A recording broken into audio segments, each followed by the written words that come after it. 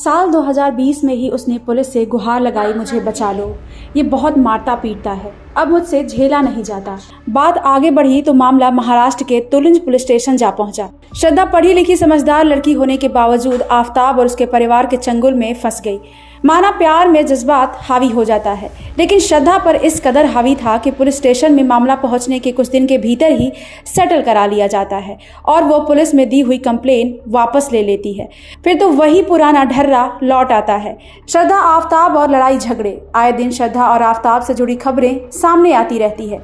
इसी कड़ी में क्राइम तक आपको 10 गवाह के बारे में बताने जा रहा है, जिससे आफताब को सजा दिलाने में मदद मिलेगी।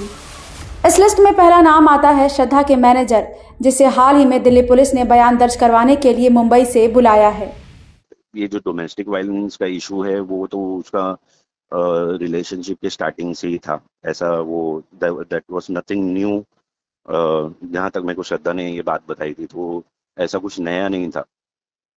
ये तो उसके साथ में ऐसे होते ही रहता था, लेकिन उस दिन कुछ ज़्यादा ही हो गया था। जहाँ पे फिर मतलब आफताब ने इसको काफ़ी बुरी तरह से पीटा था उस दिन।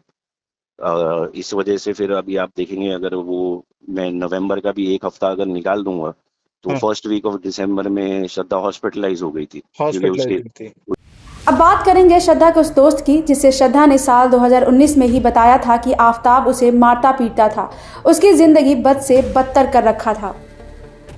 देखिए, मुझे ऐसा लगता है कि उस वक्त ये दुर्भाग्य की बात है कि हम जो सभी कॉलेज वाले दोस्त थे, ये कुछ इन्फ्लुएंस जरूर आफताब की ओर से रहा था कि उसने जानबूझकर ये पूरी कोशिश की थी किस तरीके से वो काट सके श्रद्धा के जो करीबी दोस्त हैं, उसकी फैमिली है, सबसे उसको दूर करके बिल्कुल अकेला कर सके, जिससे कि वो उसके ऊपर पूरा इन्फ्लुएंस कर सके और उसके इशारे पे जो भी चीजें हो वो हो।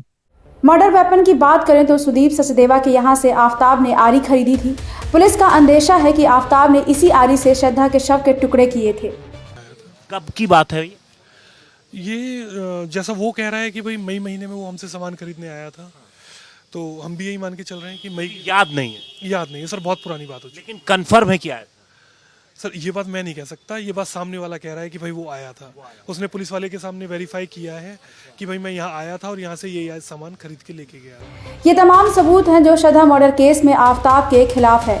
गवाह की लिस्ट में नंबर 4 पर आते हैं कुलदीप सिंह। ये वही कुलदीप सिंह हैं जिसके दुकान से आफताब ने श्रद्धा को मारने के लिए फ्रिज खरीदा था। इस तारीख को 260 लीटर एलजी का फ्रिज लेकर के गया। नॉर्मल आदमी जैसे नॉर्मल आप बात कर रहे हैं ऐसे नॉर्मल था, वैसे ही बात कर रहा था। पुलिस की माने तो श्रद्धा को मारने के बाद आफताब शव के टुकड़े कर रहा था। उसी दौरान उसका हाथ भी कटा था, जिसके बाद वो इलाज के लिए डॉक्टर अनिल के पास पहुंचा था। यह आफताब के खिलाफ पुख्ता सबूत में से एक है। Then he said, actually while cutting fruit, my knife slipped and I had to cut here. Okay fine. तो फिर मैंने उसको टाके लगाया, बोल दिया कि टाके लगाना चाहता हूँ। बोला ठीक है।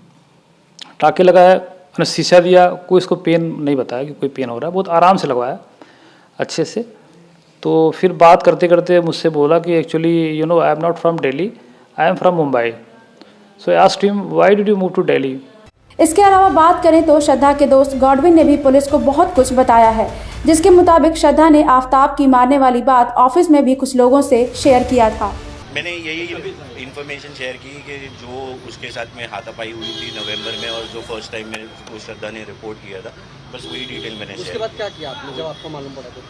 तब मैंने उसकी हेल्प की थी मेरे फ्रेंड के थ्रू, जहाँ पे पुलिस स्टेशन उसको भेजा गया था और हॉस्पिटलाइज कराया गया। क्या इसके पहले कभी श्रद्धा ने आपको बताया कि उसके, क्योंकि आप नहीं, उससे पहले मेरे को कोई जानकारी नहीं थी।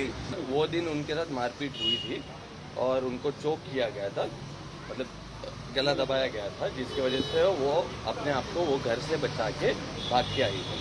तो उनको इमीडिएट हेल्प चाहिए था, जिसकी वजह से मैं उनको पुलिस स्टेशन लेके गया। अब प्लम्बर से सुने उस रोज की कहानी जब पहली और आखिरी बार श्रद्धा और आफताब को उसने देखा था। श्रद्धा को तो मैंने जब सामान शिफ्ट कर रहे थे जब देखा था, आए थे यहीं से आप अंदर जा रहे देखा मैंने, वाइफ मतलब अच्छी तरह देखा, पर हमारा कोई वो तो नहीं है बोलचाल।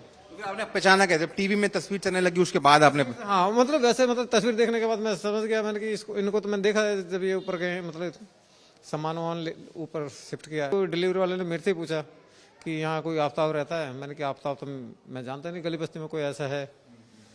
तो उन्होंने जब कॉल किया, कॉल करके जब वो ऊपर से नीचे आए हैं तब मेरे को पता पड़ा कि हाँ यही आफ्ताब हैं। वैसे तो दोस्त परिवार के सदस्य नहीं होते, लेकिन दोस्ती निभाने पर आ जाएं तो परिवार से भी बढ़कर हो जाते हैं। श्रद्धा को इश्क में दगाबाजी तो जरूर मिला, लेकिन वफादारी तो उसके दोस्तों ने निभाई, जो श्रद्धा को लगातार ढूंढते रहे और आखिरकार श्रद्धा का पता लगा ही लिए। को violence in fact was being inflicted on her, कई बार मारपीट भी हुई है श्रद्धा के साथ। आप कब से जानते थे श्रद्धा को? क्या बताना चाहेंगे इस रिलेशनशिप के बारे में? क्या श्रद्धा सफ़र कर रही थी? मैडम मैं बोलना चाहता हूँ, श्रद्धा मेरे को 2020 में मिली थी, हम लोग का फ्रेंडशिप हुआ था। तो आप पुलिस चौकी ले गए थे, ये कि आप उसके बाद में हम लोगों ने उसको जी मैं पूछना चाहती हूँ, आप पुलिस चौकी ले गए थे ये बताने के लिए कि आप कंप्लेन करें, श्रद्धा पुलिस को कंप्लेन करें आफ्ताब के खिलाफ? हाँ जी हाँ, मैं क्यों एक्चुअली ऐसा लगा था ना मैडम, उसको लगा गर्दन ऐसा दबाया था, पूरा लाल था उसका गर्दन, तो मैं कंप्लेंट करने का था, एनसी लिए, उधर एनसी हम लोगों ने करवाया। एनसी करने के बाद में फिर हम लोग 3 से 4 घंटे के बाद में घर पे आए, घर पे जा रही नहीं थी। मर्डर करने के बाद भी वो बेखौफ घूमता रहा। इतना ही नहीं, दिल्ली से मुंबई और फिर मुंबई से दिल्ली का सफर तय किया। अब सुनाते हैं वो गवाह जो बयां करता है बेखौफ आफ्ताब को। सर अपना ऑनलाइन का धंधा है पैकेट सर मूवर्स का, और सही पुलिस से फ़ोन आया कि आप गुडलक पैकेट मूवर से बोल रहे हैं। मैं बोला जी, तो पीछे उन्होंने बोला पहले वो सही मालिकपुर आइए, फिर बाद में बोलते नहीं आप वही ऑफिस पे रहिए, ऑफिस का एड्रेस भेजिए, मैं ऑफिस पे जाता हूँ। यहाँ कल ऑफिस में मैंने भेजा। उसके बाद नए नगर में बोले नहीं, नए नगर पुलिस चौकी में जाइए। नए नगर पुलिस चौकी में गया, जिसका हमने सामान शिफ्टिंग किया था वो सही से हमको डॉक्यूमेंट ढूंढा। उसे वाले पुलिस ने बोला आप डॉक्यूमेंट कुछ है तो ढूंढिए। कल तक ढूंढ रहा था, नहीं मिला, लेकिन रात को हमने बहुत मेहनत किया, मिला। वो ले जाके हमने दिल्ली पुलिस आई थी जाँच के लिए, उनको दिया पूरा पेपर डॉक्यूमेंट। अपन वसई से दिल्ली शिफ्ट किए, उनका सामान पहुँच गया। बाकी इसके बारे में अपना कुछ और नॉलेज नहीं है। श्रद्धा की मौत से पूरा देश आक्रोश में है, लेकिन उसके दोस्त पल पल की खबरें साझा कर रहे हैं ताकि श्रद्धा को न्याय दिलाया जा सके। अब सुनते हैं श्रद्धा के उस दोस्त को जिसे सुनकर कोई भी इमोशनल हो जाए।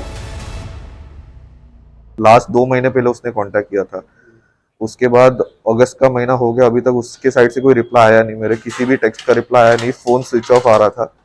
सो that is when it became a point of concern for me कि I should actually start reaching out to people. किसी से भी कोई मुझे अपडेट नहीं मिला, तो फाइनली मैंने उनके ब्रदर को बता दिया कि ऐसा है। लास्ट मेरा उनसे जुलाई में बात हुआ था, उसके बाद से आज तक मेरा उनके साथ कोई कांटेक्ट नहीं हो पा रहा है। So it's better that we reach out to cops and check seek for their help. कि वो दोनों में क्या झगड़ा होता था क्या? बहुत झगड़े होते थे, यहाँ तक कि एक बार ऐसा भी झगड़ा हुआ था जब उसने मुझे व्हाट्सएप पे ऐसा मैसेज करके बोला कि प्लीज यहाँ मेरे घर पे आ जा, मुझे बाहर लेके जा, अगर आज रात को मैं इसके साथ घर पे रही तो ये मुझे मार डालेगा।